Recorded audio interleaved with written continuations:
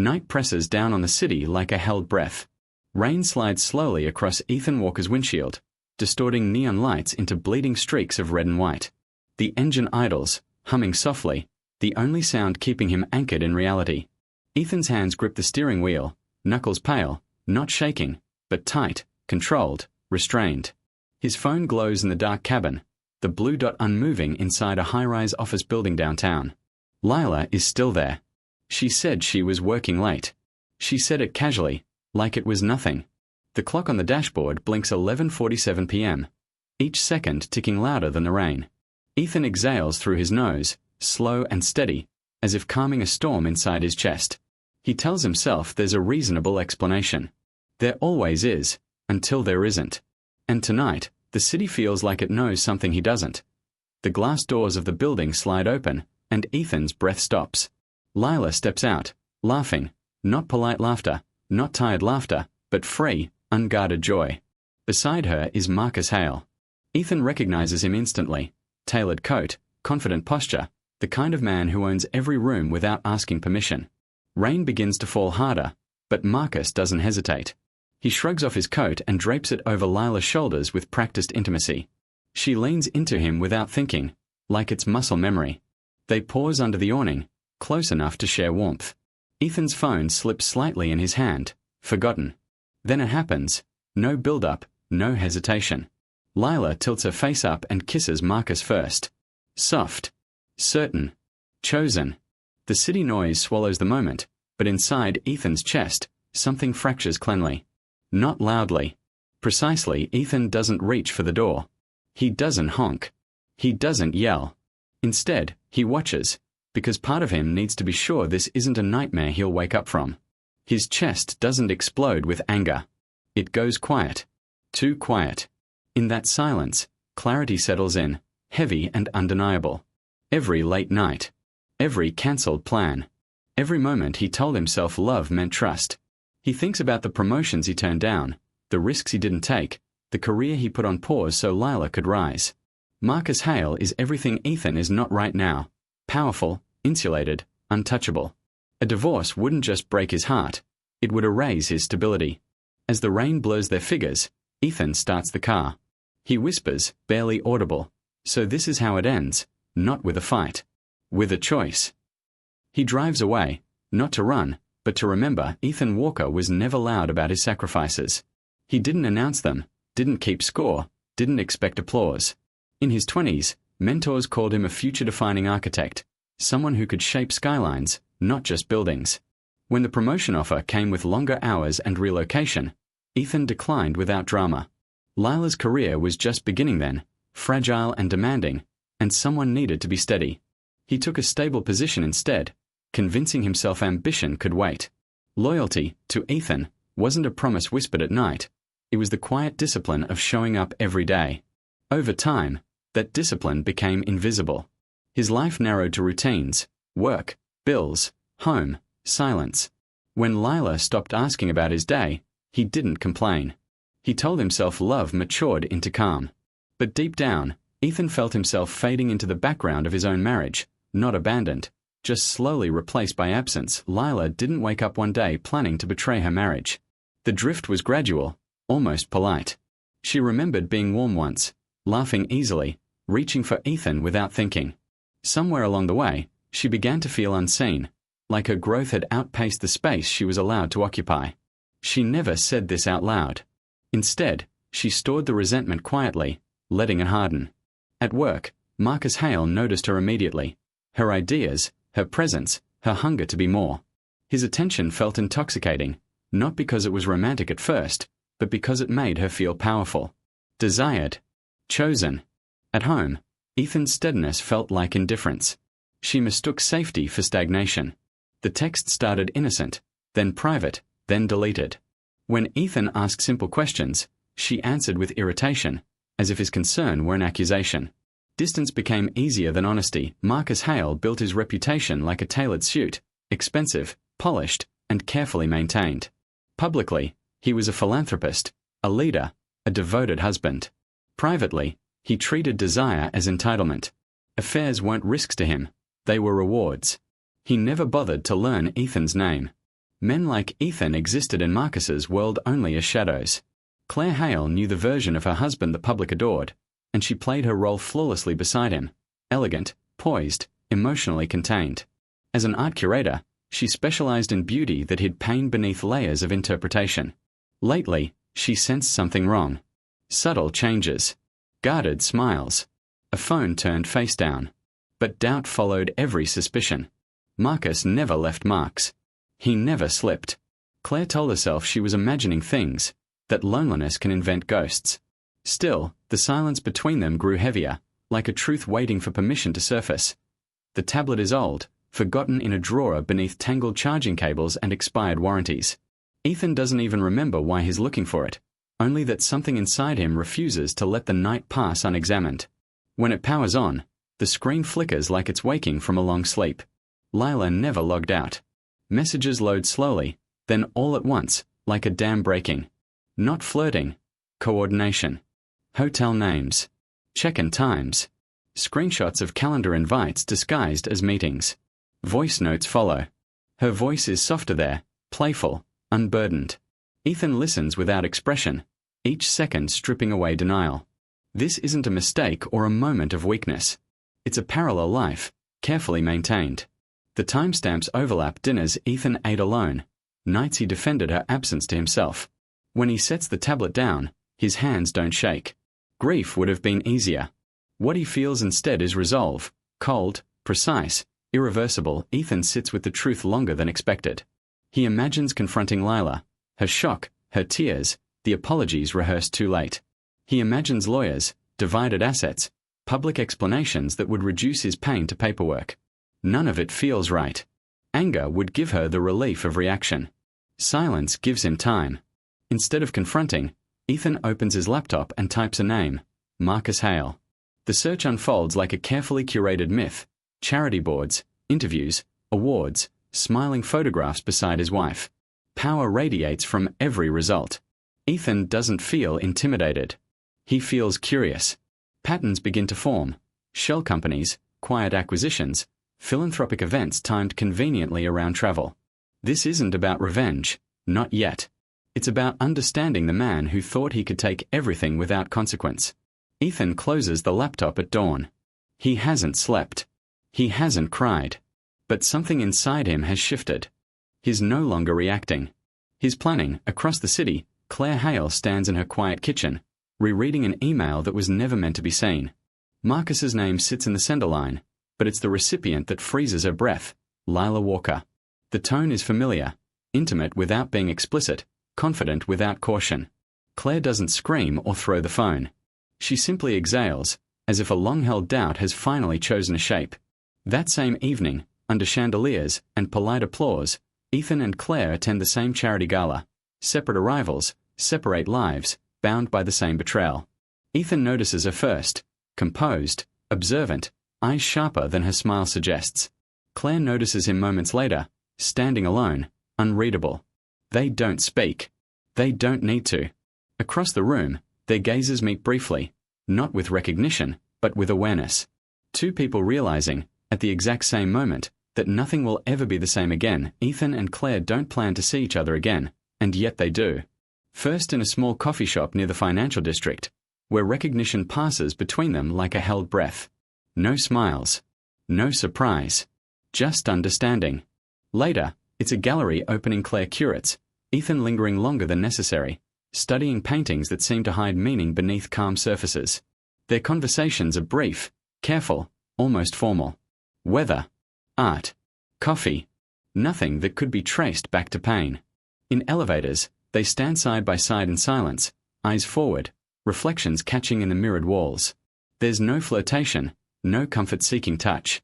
What forms between them is steadier than that, a shared awareness that neither is crazy, neither imagined the betrayal. In a world built on polished lies, recognition becomes a kind of refuge. They don't exchange numbers. They don't need to. Fate, or something colder, keeps arranging the encounters. At home, the atmosphere sharpens. Lila grows distant, her irritation quick to surface, her patience gone. She watches Ethan more closely now, sensing a change she can't name. Marcus, meanwhile, grows careless. Late-night calls taken in hallways, meetings extended without explanation. Power has always protected him, and he believes it still will. What he doesn't see is Ethan quietly collecting leverage, shell companies, tax inconsistencies, charitable funds routed through private accounts. Each discovery tightens the net. But with every step forward, Ethan feels something dark stir inside him. This isn't who he thought he was. He hates the calculation, the patience required to let people destroy themselves. Across town, Claire faces her own reckoning. Leaving Marcus would mean losing identity, status, security, the life she curated carefully. Fear wraps around her resolve, whispering that survival might mean endurance. Both of them are fighting two battles, one against betrayal and one against themselves. The turning point comes quietly. No confrontation. No dramatic reveal. Ethan and Claire sit across from each other in a nearly empty museum cafe, the kind designed for whispers. Afternoon light filters through tall glass windows, casting long shadows. They've spoken before, but never like this. Claire studies her hands for a moment, then looks up, something firm settling behind her eyes. They think silence means ignorance, she says softly. Ethan doesn't interrupt. It doesn't, she continues. It means we are watching. The words land between them, heavy and irreversible. In that moment, the alliance becomes real, not reactive, not emotional, but deliberate. Ethan feels the last of his doubt loosen its grip. This isn't revenge. It's balance. Across the room, visitors move unaware, admiring beauty framed and labeled. Ethan and Claire sit still, finally aligned, knowing the game has changed, and that neither of them is alone anymore. The charity gala unfolds exactly as Marcus planned, press cameras flashing, investors smiling, champagne flowing beneath crystal chandeliers.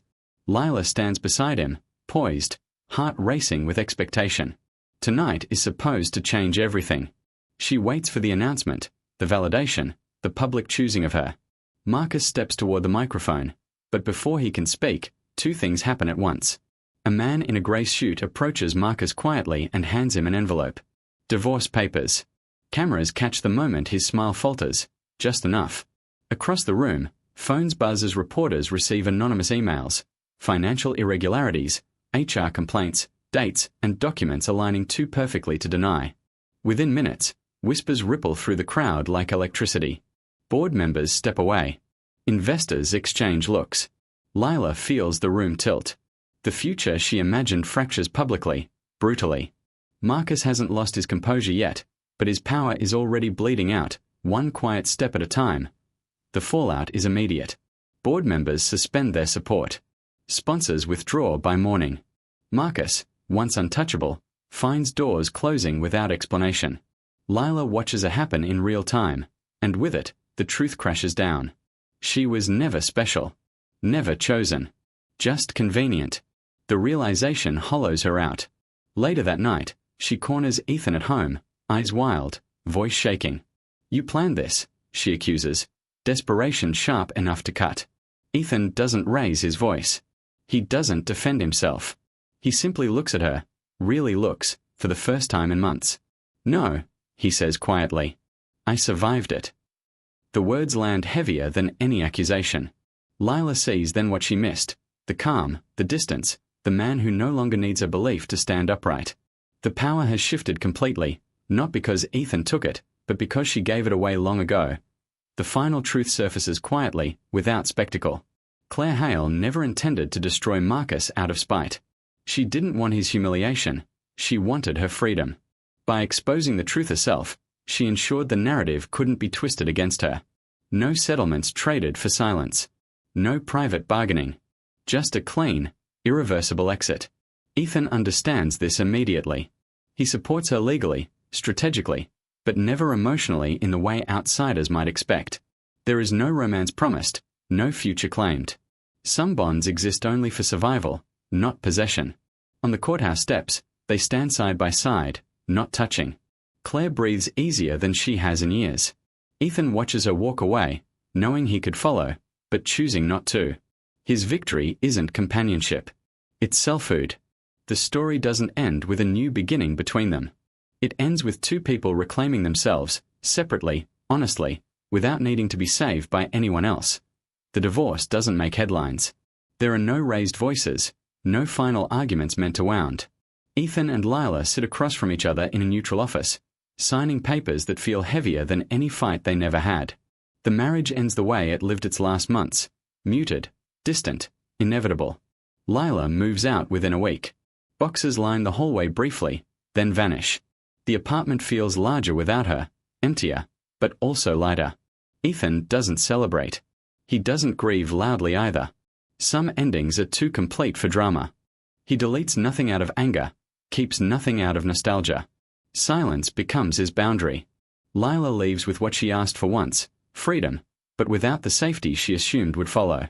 Ethan stands alone in the quiet afterward, realizing survival doesn't always look like triumph. Sometimes it looks like peace arriving slowly. Without applause, Ethan and Claire don't rush toward each other. They meet for coffee, sometimes for walks, sometimes just to sit in shared silence. The bond between them is rooted in understanding, not need. Both begin therapy separately, learning how to untangle identity from endurance. Ethan talks about disappearing in service of love. Claire talks about shrinking herself to fit beside power. Progress is uneven, but real. They support each other without ownership, encouragement without expectation. Some days they cancel plans simply because healing is exhausting. And that's allowed. There's comfort in knowing no one is keeping score. No promises are made beyond honesty. In choosing themselves first, they learn something neither marriage allowed them to practice: agency. Love, if it comes, will arrive as an addition, not a replacement. For now, they are rebuilding from the inside out, discovering who they are when no one is demanding they be less. Months later, Ethan returns to architecture, not chasing prestige, but purpose. He starts small, choosing projects that matter, community spaces, adaptive reuse, designs that serve people instead of egos. His confidence isn't loud, but it's solid. For the first time, his work reflects his values. Across the city, Claire opens her own independent gallery. No sponsors dictating vision. No name borrowed from marriage. Just art that challenges, comforts, and tells the truth. Opening night is modest, but genuine. When Ethan attends, he stands in the back, proud without needing to be seen. They exchange a smile, nothing claimed, nothing owed. Two lives no longer defined by betrayal, but by choice. The story doesn't end with a kiss or a promise. It ends with something stronger, self-respect restored, futures reclaimed, and the quiet understanding that empowerment isn't about winning, it's about becoming whole again. The gallery is small, tucked between a cafe and a bookstore, the kind of place people discover rather than attend. Claire's name is etched cleanly on the wall near the entrance. No borrowed surnames, no footnotes. Just hers. She moves through the space with quiet confidence, greeting guests, listening more than she speaks. There's a glow about her, but it isn't fragile excitement. It's steadier than that. Grounded. The artwork reflects her, bold without shouting, intimate without apology. Soft light spills across white walls, and for the first time in years, Claire doesn't feel watched. She feels present. Laughter drifts through the room, unforced.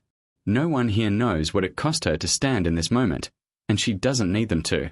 The past hasn't vanished, but it no longer defines the frame. This isn't a victory lap. It's proof of arrival. Ethan stands near the back, hands in his pockets, content to remain unseen. He isn't hiding. He simply doesn't need to be in the center anymore. He watches Claire move through conversations with ease, her smile unguarded. Someone beside him recognizes him vaguely, asks quietly, "How does it feel?" After everything. Ethan considers the question longer than expected. Months ago, he might have answered with pain, or pride, or relief. Now, none of those feel accurate. What he feels is calm. The kind that arrives when nothing is owed and nothing is taken. He watches Claire laugh at something a guest says, truly laugh, and realizes this moment has nothing to do with him, and that's exactly why it matters. Growth, he's learned, doesn't always need witnesses. Sometimes it just needs space to breathe. As the evening settles, Claire's eyes find Ethan's across the room. No surprise. No hesitation. Just recognition. She offers a small nod, gratitude without obligation, connection without claim. Ethan returns it, equally measured. In that moment, there is no past pulling at them, no future demanding definition. Just mutual respect. The person beside Ethan waits for his answer. He finally speaks, voice steady. "She's amazing," he says. A pause. "Not because she chose me, but because she chose herself. The words don't seek approval. They simply exist. Claire turns back to her guests, grounded in her own world. Ethan exhales softly, feeling complete in a way he never did while trying to be everything for someone else. The lights dim slightly as the night winds down. The camera lingers on that shared glance, then slowly fades out, leaving behind not a romance, but something rarer. Peace.